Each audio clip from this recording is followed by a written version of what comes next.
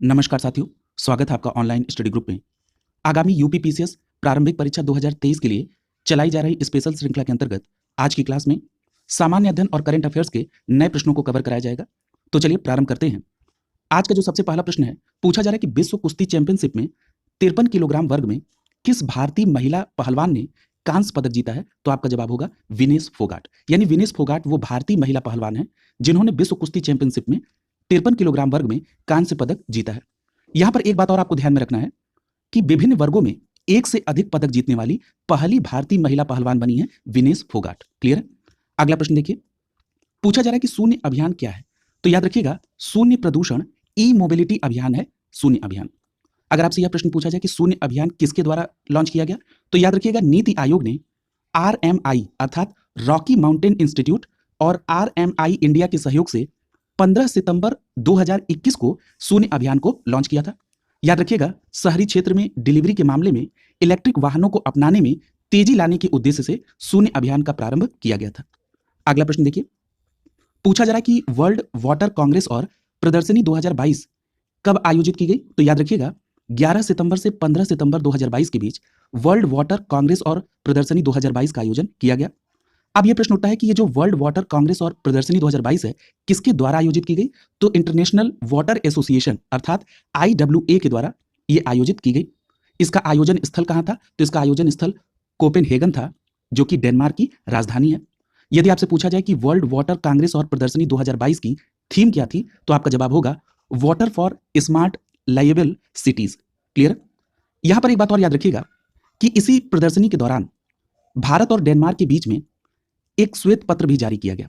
अब किस विषय पर था ये? तो भारत में शहरी अपशिष्ट जल परिदृश्य पर यह श्वेत पत्र भारत और डेनमार्क के द्वारा जारी किया गया। क्लियर? अगला प्रश्न देखिए, पूछा जा रहा है कि फीफा अंडर 17 महिला फुटबॉल विश्व कप 2022 का आयोजन कब और कहां किया गया? तो याद रखिएगा, फीफा अंडर 17 महिला फुटबॉल विश्व कप का आयोजन 11 अक्टूबर से 30 अक्टूबर तक नवी मुंबई, गोवा और भुवनेश्वर में आयोजित किया गया, जिसमें भारत सहित 16 टीमों ने पार्टिसिपेट किया था। याद रखिएगा, ये जो फीफा अंडर 17 महिला फुटबॉल विश्व कप है, इसे स्पेन ने कोलंबिया की टीम को 1-0 से हराकर जीत लिया। क्लियर? किसने जीता? स्पेन ने। किसको हराकर? कोलंबिया को। यदि यहां पर हम फीफा के बारे में थोड़ा सा समझ लें, तो फीफा की स्थापना 21 मई 1904 को हुई। फीफा का जो मुख्यालय है वो ज्यूरिख स्विट्जरलैंड में है। याद रखिएगा, 1930 से फीफा वर्ल्ड कप का आयोजन कर रहा है और प्रत्येक चौथे वर्ष ये खेल का आयोजन किया जाता है। अगला देखिए, अगले प्रश्न में पूछा जा रहा है कि भारत में कितनी भाषाओं को शास्त्रीय भाषा का दर्जा दिया गया? तो याद रखिएगा, भारत में 6 भाषाएं ऐसी हैं जिनको शास्त्रीय भाषा का दर्जा प्राप्त है। अब ये 6 भाषाएं कौन हैं और कब इनको ये दर्जा मिला, इसको भी देख लीजिए। इसमें पहली भाषा है तमिल, जिसे 2004 में दर्जा मिला। दूसरी है संस्कृत, जिसे 2005 में। तीसरी है कन्नड़, जिसे 2008 में। चौथी है तेलुगु, जिसे 2008 में। अगली है मलयालम, जिसे 2013 में। और छठवीं भाषा है उड़िया, जिसे 2014 में शास्त्रीय भाषा का दर्जा मिला है। अगला प्रश्न देखिए, पूछा जा रहा है कि विश्व लिम्फोमा जागरूकता दिवस अर्थात WLAD ये कब मनाया जाता है? तो याद रखिएगा 15 सितंबर को विश्व लिम्फोमा जागरूकता दिवस मनाया गया। याद रखिएगा, ये जो विश्व लिम्फोमा जागरूकता दिवस है, इसे 2002 में लिम्फोमा गठबंधन के द्वारा शुरू किया गया था। यहां पर एक बात और याद रखिएगा, ये जो लिम्फोमा है, ये लसिका प्रणाली का एक कैंसर है। यदि आपसे ये पूछा जाए कि लसिका प्रणाली में क्या क्या शामिल होते हैं, तो याद रखिएगा लसिका प्रणाली में लिम्फ नोड्स, प्लीहा, थाइमस ग्रंथि और अस्थि मज्जा शामिल होते हैं। बहुत इंपॉर्टेंट है, इसको ध्यान में रखेंगे। अगला प्रश्न देखिए, पूछा जा रहा है कि अंतर्राष्ट्रीय लोकतंत्र दिवस कब मनाया गया? तो याद रखिएगा, अंतर्राष्ट्रीय लोकतंत्र दिवस 15 सितंबर को मनाया गया और यह इसकी 15वीं वर्षगांठ थी। याद रखिएगा, ये जो अंतर्राष्ट्रीय लोकतंत्र दिवस 15 सितंबर 2022 को मनाया गया, इसकी थीम क्या थी? तो इसकी थीम थी लोकतंत्र, शांति एवं सतत विकास लक्ष्यों को पूरा करने के लिए मीडिया की स्वतंत्रता का महत्व। क्लियर? अगला प्रश्न देखिए, अगले प्रश्न में पूछा जा रहा है कि अंतर्राष्ट्रीय लोकतंत्र दिवस को संयुक्त राष्ट्र महासभा से कब पारित किया गया और पहला अंतर्राष्ट्रीय लोकतंत्र दिवस कब मनाया गया? तो याद रखिएगा, अंतर्राष्ट्रीय लोकतंत्र दिवस को 2007 में संयुक्त राष्ट्र महासभा के द्वारा इस प्रस्ताव को पारित करके इसे स्थापित किया गया और जो पहला अंतर्राष्ट्रीय लोकतंत्र दिवस है वो 15 सितंबर 2008 को मनाया गया। तो इतनी बात आप यहां पर अंतर्राष्ट्रीय लोकतंत्र दिवस के बारे में याद रखेंगे। अगला प्रश्न है कि दूरदर्शन अर्थात डीडी की शुरुआत कब हुई? तो याद रखिएगा 15 सितंबर 1959 यानी 1959 में दूरदर्शन की शुरुआत की गई थी। याद रखिएगा 2022 में दूरदर्शन ने 63वां वर्ष अपना पूरा किया। अगला प्रश्न है जलोढ़ मृदा से। देखिए जलोढ़ मृदा से अलग अलग तरीकों से प्रश्न निश्चित तौर पर आते हैं। तो याद रखिएगा जलोढ़ मृदा हिमालयी नदियों द्वारा लाई गई मृदा है, सबसे पहली बात। दूसरी बात, यदि हम उत्तर भारत में इसके क्षेत्र की बात करें तो उत्तर भारत में ये मुख्यतः सिंधु, गंगा और ब्रह्मपुत्र की नदी बेसिन में पाई जाती है। याद रखिएगा जलोढ़ मृदा प्राकृतिक उपजाऊ मृदा है। याद रखिएगा यह भारत में सबसे अधिक क्षेत्रफल में पाई जाती है, यानी लगभग 40% ऐसे भाग हैं जहां पर जलोढ़ मृदा पाई जाती है। याद रखिएगा जलोढ़ मृदा के दो प्रकार होते हैं, एक होता है खादर और दूसरा होता है बांगर। यहां पर एक बात याद रखिएगा कि जो पुरानी जलोढ़ मृदा है उसे बांगर कहते हैं और जो नवीन जलोढ़ मृदा है उसे खादर कहते हैं। क्लियर है? कई बार जलोढ़ मृदा में मात्रा के संदर्भ में प्रश्न पूछा जाता है।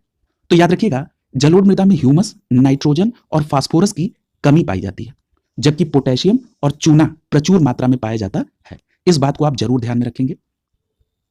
अगला प्रश्न आपसे पूछा जा रहा है कि राष्ट्रीय पवन ऊर्जा संस्थान कहां पर है? तो याद रखिएगा राष्ट्रीय पवन ऊर्जा संस्थान चेन्नई में है। अगले प्रश्न में आपसे विभिन्न बोर्ड और उनके मुख्यालय पूछे जा रहे हैं।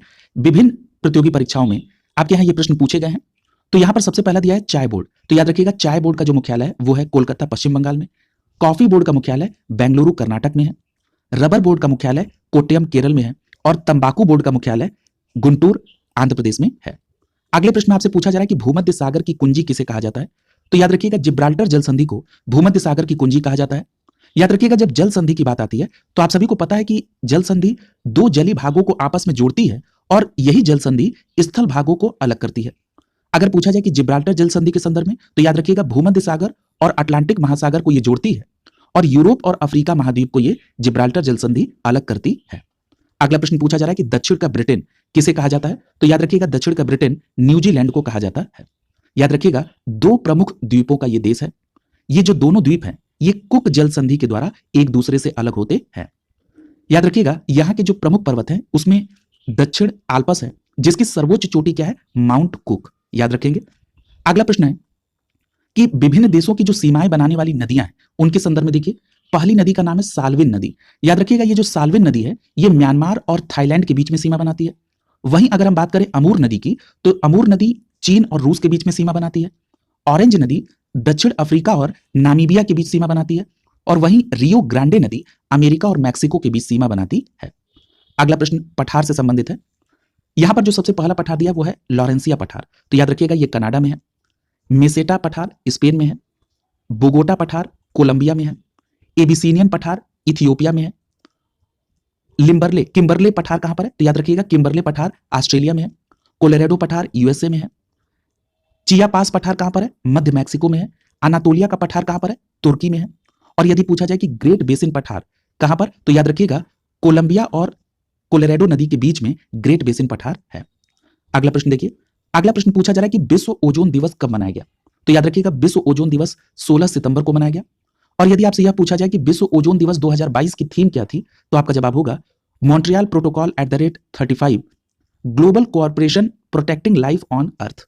ये ओजोन दिवस जो कि 16 सितंबर 2022 को मनाया गया, ये उसकी थीम है। एक बार फिर से रिपीट कर दे रहे हैं, Montreal protocol @35 global cooperation protecting life on earth. यहां पर एक बात और याद रखिएगा कि 1987 में ओजोन परत से संबंधित एक समझौता हुआ था जिसको मॉन्ट्रियल प्रोटोकॉल के नाम से जानते हैं। एक बात और ध्यान रखिएगा कि 1994 में संयुक्त राष्ट्र महासभा ने यह दिवस मनाए जाने की घोषणा की थी और पहली बार 16 सितंबर 1995 को विश्व ओजोन दिवस मनाया गया। अगला प्रश्न है, यहां पर ओजोन परत से संबंधित एक बात और याद रखिएगा जो कई बार पूछी गई है और आप सभी को पता भी है कि ओजोन परत को जो सर्वाधिक नुकसान है वो CFC के द्वारा होता है, अर्थात क्लोरोफ्लोरोकार्बन के द्वारा। और आप जानते हैं कि रेफ्रिजरेटर, AC इत्यादि से इसका उत्सर्जन होता है। अगला प्रश्न है इनसाइट 2022। याद रखिएगा इसका आयोजन 15 से 16 सितंबर को नई दिल्ली में किया गया। अगला प्रश्न पूछा जा रहा है कि 26वीं वित्तीय स्थिरता और विकास परिषद अर्थात FSDC की बैठक कहां पर आयोजित हुई? तो याद रखिएगा 26वीं FSDC की बैठक मुंबई में आयोजित की गई। और याद रखिएगा ये जो वित्तीय स्थिरता और विकास परिषद की बैठक होती है इसकी अध्यक्षता वित्त मंत्री करते हैं। तो वर्तमान में भारत की वित्त मंत्री निर्मला सीतारमण है, इसलिए उन्होंने इस बैठक की अध्यक्षता की है। यहां पर एक बात और याद रखिएगा, ये जो FSDC है अर्थात financial stability and development council है, इसकी स्थापना कब हुई थी? तो याद रखिएगा इसकी स्थापना दिसंबर 2010 में हुई थी। और FSDC की स्थापना का उद्देश्य क्या था? तो वित्तीय स्थिरता बनाए रखना। अगला प्रश्न देखिए, पूछा जा रहा है अफ्रीकी चीता को IUCN की रेड लिस्ट में किस रूप में रखा गया है? तो याद रखिएगा इसे वनरेबल के तौर पर रखा गया है, यानी जो अफ्रीकी चीता है उसे IUCN की रेड लिस्ट में वनरेबल के तौर पर रखा गया है। यहां पर एक बात और याद रखिएगा, सिटीज की परिशिष्ट वन में और वन्य जीव संरक्षण अधिनियम की अनुसूची 2 के तहत भी अफ्रीकी चीता को संरक्षण प्राप्त है। क्लियर है? अगला है खाद्य एवं कृषि संगठन FAO का मुख्यालय कहां पर है? तो याद रखिएगा खाद्य एवं कृषि संगठन FAO का मुख्यालय इटली रोम में है। इसमें 195 सदस्य हैं, जिसमें 194 देश हैं और एक यूरोपीय यूनियन। देखिए जो मैंने अभी आपको बताया कि सिटीज की परिदृश्य 1 में और वन्य जीव संरक्षण अधिनियम अनुसूची 2 में अफ्रीकी चीता को संरक्षण प्राप्त है। कई बार इस तरह के प्रश्न स्टेटमेंट में पूछे गए, इसलिए वही फैक्ट्स आपको दिए जा रहे हैं जो परीक्षा में आने की पूरी संभावना में है। क्लियर है? बस आपको एग्जाम होने के पहले तक बिल्कुल इस श्रृंखला को लगातार फॉलो करना है और समय समय पर इसका रिवीजन भी आपको करते चलना है। अगला प्रश्न देखिए, पूछा जा रहा है कि फसल सुधार पर राष्ट्रीय स्तर का जो हैकथॉन 3.0 कृतज्ञ का आयोजन है वो किसके द्वारा किया गया? तो याद रखिएगा फसल सुरक्षा पर राष्ट्रीय स्तर के हैकथॉन 3.0 कृतज्ञ का आयोजन भारतीय कृषि अनुसंधान परिषद अर्थात ICAR के द्वारा फसल विज्ञान विभाग के सहयोग से आयोजित किया गया। यहां पर ये जो कृतज्ञ नाम है इसमें कृ का अर्थ होता है कृषि, त का अर्थ है तकनीक और ज्ञ का अर्थ होता है ज्ञान।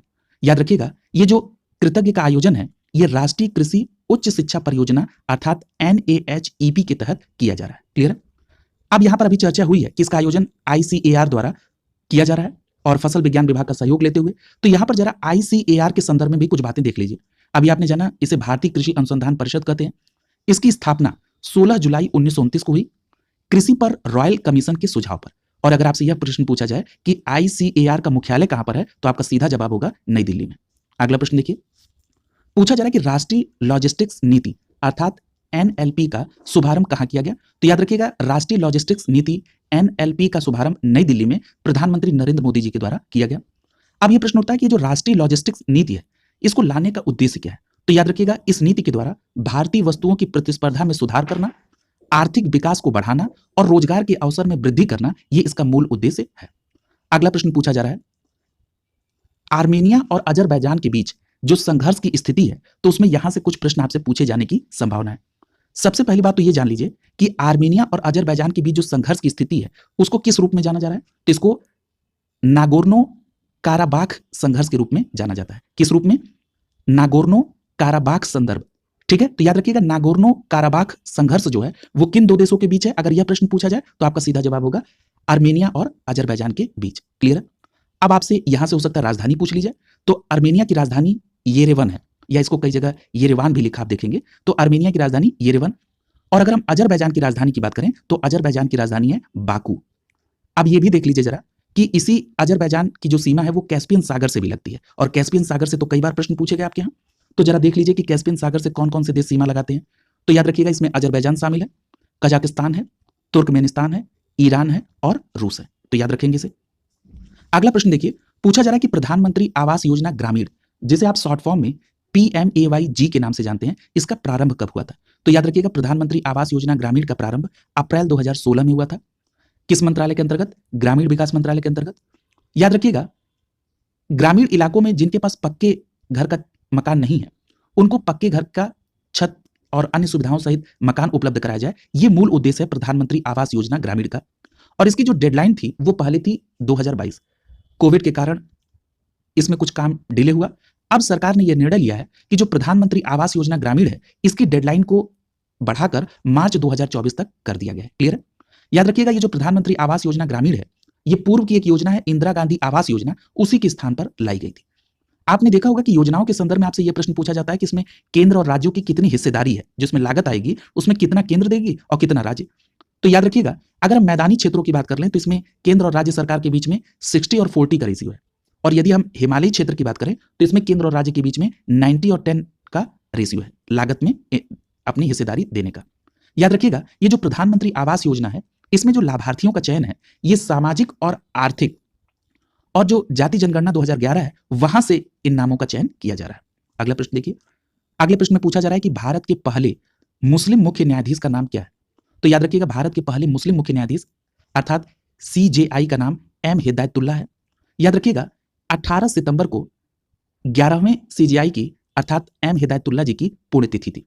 याद रखिएगा M हिदायतुल्ला 2 बार कार्यवाहक राष्ट्रपति रह चुके हैं और भारत के उपराष्ट्रपति भी रह चुके हैं एम हिदायतुल्लाह 1979 से 1984 तक। तो ये बात पूरी याद रखेंगे। कई बार आपने देखा होगा कि राष्ट्रपति और उपराष्ट्रपति और न्यायाधीश से संदर्भित प्रश्न कई बार पूछे गए हैं। अगला प्रश्न देखिए, पूछा जा रहा है कि अंतरराष्ट्रीय विकास के लिए अमेरिकी एजेंसी अर्थात यूएसएआईडी और यूनिसेफ के द्वारा कौन सा दूरदर्शन और यूट्यूब सीरीज प्रारंभ किया गया है? तो याद रखिएगा, दूर से नमस्ते। ये जो दूर से नमस्ते दूरदर्शन और यूट्यूब सीरीज है, इसका शुभारंभ किसके द्वारा किया गया? तो आपका जवाब होगा अंतरराष्ट्रीय विकास के लिए अमेरिकी एजेंसी अर्थात यूएसएआईडी और यूनिसेफ के द्वारा। अब ये प्रश्न उठता है कि ये जो दूर से नमस्ते का शुभारंभ है, ये क्यों किया गया? तो याद रखिएगा, कोविड-19 महामारी के बाद दुनिया में स्वस्थ व्यवहार को बढ़ावा देने के लिए दूर से नमस्ते कार्यक्रम का शुभारंभ किया गया। अगला प्रश्न देखिए, पूछा जा रहा है कि रेड पांडा दिवस कब मनाया गया, अर्थात अंतरराष्ट्रीय रेड पांडा दिवस कब मनाया गया? अगर इसको हम शॉर्ट फॉर्म में देखें तो इसको कहते हैं IRPD 2022। तो याद रखिएगा, ये 17 सितंबर को मनाया गया। ये 2022 में 17 सितंबर को मनाया गया अंतरराष्ट्रीय रेड पांडा दिवस। यदि आपसे पूछा जाए कि ये प्रत्येक वर्ष कब मनाया जाता है, तो याद रखिएगा, सितंबर माह के तीसरे शनिवार को रेड पांडा दिवस मनाया जाता है। यदि हम रेड पांडा की भारत में देखें कि ये किन किन क्षेत्रों में पाया जाता है, तो ये भारत में सिक्किम, असम और उत्तरी अरुणाचल प्रदेश में मुख्य रूप से पाए जाते हैं। और यह भी याद रखिएगा कि सिक्किम राज्य का राज्य पशु भी है रेड पांडा। याद रखिएगा, अगर हम IUCN की रेड लिस्ट में रेड पांडा की स्थिति को देख लें तो ये इनडेंजर्ड में है, यानी IEN कैटेगरी में है, इनडेंजर्ड कैटेगरी में है रेड पांडा। अगला देखिए, अगला प्रश्न पूछा जा रहा है कि नान माडोल, एक शब्द आया है नान माडोल, ये किससे संबंधित है? तो याद रखिएगा, नान माडोल एक उष्णकटिबंधीय तूफान है जिसने जापान में बहुत विनाशकारी प्रभाव डाला।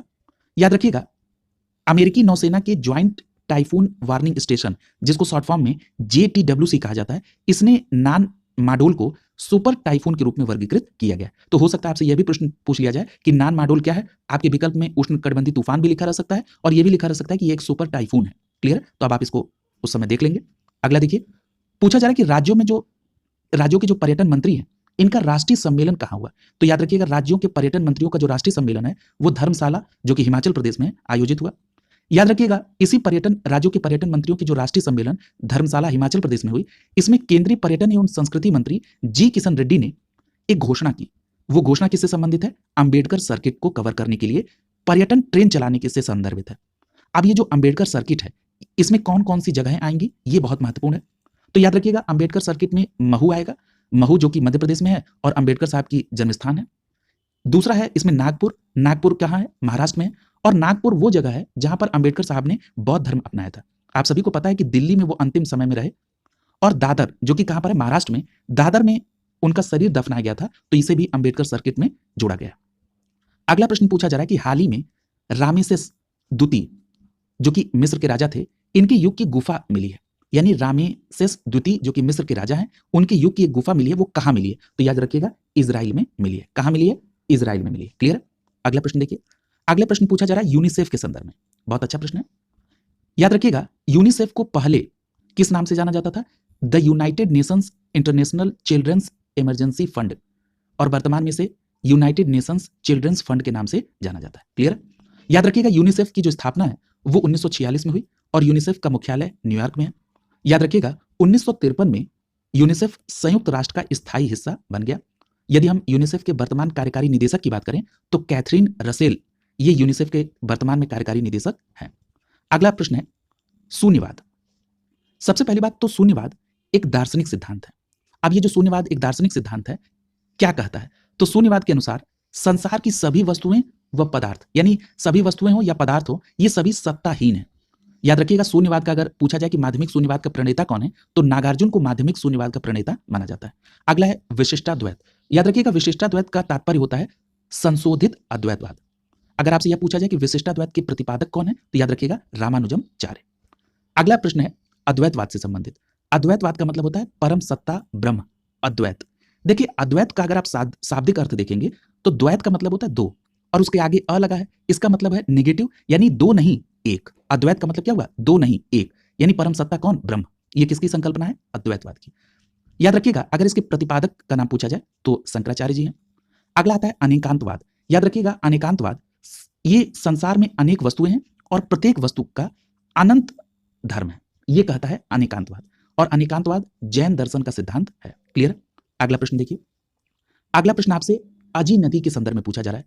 तो सबसे पहले तो ये प्रश्न बनेगा कि अजी नदी किस राज्य में है? तो याद रखिएगा गुजरात राज्य के सौराष्ट्र में अजी नदी है। याद रखिएगा ये जो अजी नदी है ये सरधारा रीज से निकलकर कच्छ के रण में मिलती है। यदि हम अजी नदी की सहायक नदी की बात कर लें तो कई बार आपके से प्रश्न दाहिने और बाएं किनारे से मिलने वाली सहायक नदी के संदर्भ में भी प्रश्न पूछा जाता है। तो याद रखिएगा अजी नदी से दाहिने किनारे से मिलने वाली इसकी सहायक नदी का नाम क्या है? लालापारी। और बाएं किनारे से मिलने वाली सहायक नदी कौन सी है? डोंडी और न्यारी। क्लियर है? अगला प्रश्न देखिए, पूछा जा रहा है कि राज्य की कार्यपालिका की जो शक्ति का विस्तार है वो भारतीय संविधान के किस अनुच्छेद में वर्णित है? तो याद रखिएगा राज्य की कार्यपालिका शक्ति का विस्तार अनुच्छेद 162 में वर्णित है। क्लियर? अगला प्रश्न देखिए, कॉलेजियम प्रणाली ये समय काफी चर्चा में रहा है। तो याद रखिएगा जो ये जो कॉलेजियम प्रणाली है ये न्यायाधीशों की नियुक्ति और स्थानांतरण से संबंधित प्रणाली है।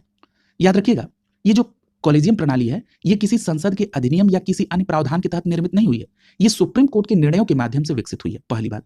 दूसरी बात कि हाई कोर्ट में भी कॉलेजियम प्रणाली चलती है और हाई कोर्ट के कॉलेजियम का जो नेतृत्व है वो वर्तमान वहां के मुख्य न्यायाधीश और उस हाई कोर्ट के 4 अन्य वरिष्ठतम न्यायाधीश करते हैं।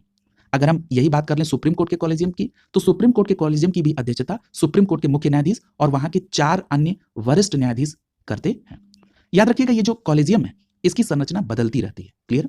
अगला देखिए, अगला है प्रश्न डेविस कप किससे संबंधित है? तो याद रखिएगा डेविस कप का संबंध टेनिस से है और इसकी शुरुआत 1900 में हुई थी और जो डेविस कप में पहला मुकाबला हुआ था वो यूएसए और ग्रेट ब्रिटेन के बीच हुआ था। अगला प्रश्न पूछा जा रहा है विश्व बैंक से संबंधित। तो सबसे पहले तो ये आपको जानना आवश्यक है कि विश्व बैंक की स्थापना कब हुई और किस समझौते के तहत हुई? तो याद रखिएगा ब्रेटन वुड्स समझौते के तहत विश्व बैंक की स्थापना दिसंबर 1945 में हुई। वर्तमान में विश्व बैंक में 189 सदस्य देश हैं और याद रखिएगा मानव पूंजी परियोजना विश्व बैंक के द्वारा ही चलाई जा रही है। क्लियर? अगला देखिए, अगला प्रश्न आपसे सुदर्शन झील से संबंधित पूछा जा रहा है। याद रखिएगा ये जो सुदर्शन झील है ये गुजरात की गिरनार में स्थित है और यदि पूछा जाए कि सुदर्शन झील का निर्माण किसने कराया था तो आपका जवाब होगा कि मौर्य सम्राट चंद्रगुप्त मौर्य ने आदेश दिया और गिरनार के गवर्नर पुष्यगुप्त वैश्य ने सुदर्शन झील का निर्माण कराया। कई बार सुदर्शन झील के पुनर्निर्माण से संबंधित प्रश्न भी आपसे पूछे गए। तो याद रखिएगा मौर्य वंश के एक प्रतापी शासक थे, प्रसिद्ध शासक थे सम्राट अशोक। उनके महामात्य तुषाप ने सुदर्शन झील का पुनर्निर्माण कराया था। याद रखिएगा एक शिलालेख है जिसका नाम है जूनागढ़ शिलालेख। जूनागढ़ शिलालेख के अनुसार 150 से 151 के आसपास शक राजा रुद्रदामन प्रथम ने अपने मंत्री से कहा, क्या नाम है उस मंत्री का? सुविशाख। किसके संदर्भ में? सुदर्शन झील के पुनर्निर्माण में। यानी शक शासक रुद्रदामन प्रथम के मंत्री ने सुविशाख जिसका नाम था उसने भी सुदर्शन झील का पुनर्निर्माण कराया था और इसका साक्ष्य कहां से मिलता है? जूनागढ़ शिलालेख से। यहां पर एक प्रश्न और पूछा जाता है कि उस शासक का नाम क्या है जिसने बिना बेगार का मतलब क्या है कि जनता से बिना अतिरिक्त कर लिए सुदर्शन झील का जीर्णोद्धार कराया था? तो आपका जवाब होगा रुद्रदामन प्रथम। क्लियर है? इसने जनता से कोई अतिरिक्त कर नहीं लिया इस सुदर्शन झील के पुनर्निर्माण के लिए। क्लियर है? अगला प्रश्न देखिए, पूछा जा रहा है कि यूफ्रेटस नदी। अब ये देखिए सबसे पहली बात कि ये जो यूफ्रेटस नदी है ये कहां पर है? तो याद रखिएगा दक्षिण पश्चिम एशिया की सबसे लंबी नदी है यूफ्रेटस। अगर हम इसके उद्गम की बात करें तो इसका उद्गम तुर्की से होता है। याद रखिएगा सीरिया और इराक के रास्ते दक्षिण पूर्व में बहते हुए ये यूफ्रेटस नदी फारस की खाड़ी में गिरती है। और एक बात और याद रखिएगा कि यूफ्रेटस नदी से इराक में ये नदी टाइग्रिस नदी से मिलती है। क्लियर है? तो ये भी याद रखेंगे यूफ्रेटस नदी इराक में टाइग्रिस नदी से मिलती है। यहां पर एक बात और याद रखिएगा कि तुर्की में यूफ्रेटस नदी पर एक बांध बना है जिस बांध का नाम क्या है? अतातुर्क बांध। याद रखेंगे तुर्की में जो अतातुर्क बांध है वो किस पर है? यूफ्रेटस नदी पर है। याद रखिएगा टाइग्रिस और यूफ्रेटस नदी प्रणाली पर यह बना सबसे बड़ा बांध है। क्या नाम है? अतातुर्क बांध। आपने एक ऐतिहासिक संदर्भ में पढ़ा होगा मेसोपोटामिया की सभ्यता। याद रखिएगा ये जो मेसोपोटामिया की सभ्यता है ये भी टाइग्रिस यूफ्रेटस नदी प्रणाली पर विकसित हुई थी। क्लियर है? अगला प्रश्न देखिए, अगला प्रश्न पूछा जा रहा है कि आत्मसम्मान आंदोलन किसके द्वारा प्रारंभ किया गया था? तो याद रखिएगा 1920 के दशक में वी रामासामी नायकर के द्वारा आत्मसम्मान आंदोलन प्रारंभ किया गया था। याद रखिएगा 17 सितंबर को ईवी रामासामी जयंती मनाई गई। याद रखिएगा वी रामासामी नायकर को पेरियार के नाम से भी जाना जाता है। याद रखिएगा इनके द्वारा साप्ताहिक कोडियारसु अर्थात रिपब्लिक की शुरुआत की गई थी। याद रखिएगा ये जो आत्मसम्मान आंदोलन है इस आंदोलन में ब्राह्मणों की सर्वोच्चता को चुनौती दी गई थी। क्लियर? एक संदर्भ और याद रखिएगा कि पेरियार के द्वारा तमिल भाषा में रामायण की रचना की गई। इसका क्या नाम है? तो इसका नाम है सच्ची रामायण। क्लियर है? अगला प्रश्न देखिए, अगला प्रश्न है क्षमादान शक्ति से संदर्भित। देखिए इसके संदर्भ में भी कई बार प्रश्न पूछे गए। अब ये पूरा प्रयास किया जा रहा है कि ऐसे प्रश्नों का चयन किया जाए कि जहां पर आपकी कठिनाई है या जिस सेक्टर से ज्यादा प्रश्न पूछे जाते हैं उन सभी को टच करते हुए एक ऐसी सीरीज चलाई जाए जो परीक्षा में बहुत बेनिफिशियल निकले। बात करते हैं क्षमादान शक्ति की। अनुच्छेद 72 के तहत राष्ट्रपति के पास ये क्षमादान शक्ति है और पूरी श्रृंखला, पूरी सीरीज ये निःशुल्क चलाई जाएगी। अगला देखिए, इसमें अगर बात करें क्षमादान शक्ति की राज्यपाल के पास, तो याद रखिएगा अनुच्छेद 161 के तहत राज्यपाल के पास क्षमादान शक्ति है और अनुच्छेद 72 के तहत राष्ट्रपति के पास। आप देखिए दोनों लोगों के पास जो क्षमादान की शक्ति है इसमें कुछ अंतर है। सबसे पहले बात करते हैं कि राज्यपाल महोदय के पास क्षमादान की क्या शक्ति है। तो अनुच्छेद 161 के तहत राज्यपाल राज्य विधि के तहत दोषी ठहराए गए व्यक्ति के दंड को क्षमा कर सकते हैं, उसका प्रविलंबन कर सकते हैं, विराम कर सकते हैं, परिहार कर सकते हैं और लघुकरण कर सकते हैं। क्लियर है? ये पावर है किसको? राज्यपाल महोदय को। याद रखिएगा, सैन्य अदालत या कोर्ट मार्शल के द्वारा यदि दंड दिया गया है तो उसको माफ या कम करने का जो अधिकार है वो केवल राष्ट्रपति महोदय को है, राज्यपाल महोदय को नहीं। स्टेटमेंट में प्रश्न आ जाता है इस तरह के। अगला प्रश्न है कि राष्ट्रपति के पास मृत्यु दंड को माफ करने का अनन्य अधिकार है, ठीक है, चाहे वो राज्य के संदर्भ में हो या केंद्र के संदर्भ में। याद रखिएगा, राज्यपाल के पास मृत्यु दंड को माफ करने की शक्ति नहीं है। क्लियर है? अगला देखिए, अगला है ट्रांसकेसिया। हाँ देखिए, एक संदर्भ अभी आपने पढ़ा था, आर्मेनिया और अजरबैजान के बीच में जो संघर्ष था, याद रखिएगा उसमें एक प्रश्न और आपसे बन सकता है। यह आपसे पूछा जा सकता है कि ट्रांसकेसिया में कौन कौन सीमा बनाते हैं। तो याद रखिएगा, ट्रांसकेसिया जब कहा जा रहा है तो इसका मतलब है कि दक्षिण काकेकस से संदर्भित है। अगर हम इसकी स्थिति की बात करें तो पूर्वी यूरोप और पश्चिमी एशिया की सीमा पर है ट्रांसकेसिया, उसे कहते हैं ट्रांसकेसिया। अब इसमें देखिए कौन कौन सी सीमा इसमें क्षेत्र है, जॉर्जिया, आर्मेनिया और अजरबैजान। क्लियर? तो ये बात भी आपको ध्यान में रखनी होगी। ये उसी आर्मेनिया अजरबैजान के बीच जो संघर्ष था जिसको आपने पढ़ा था नागोर्नो काराबाख संघर्ष के रूप में, तो उसी के संदर्भ में मैंने ये दो तथ्य को निकाला है, एक ट्रांसकेसिया और उस समय मैंने आपको कोरिलेट कराया था कैस्पियन सागर की सीमा से लगने वाले देश। क्लियर? तो इस प्रकार आज की क्लास यही कंप्लीट होती है। अगली क्लास में नए प्रश्नों के साथ मुलाकात होगी। शुभकामनाओं के साथ आप सभी का बहुत बहुत धन्यवाद।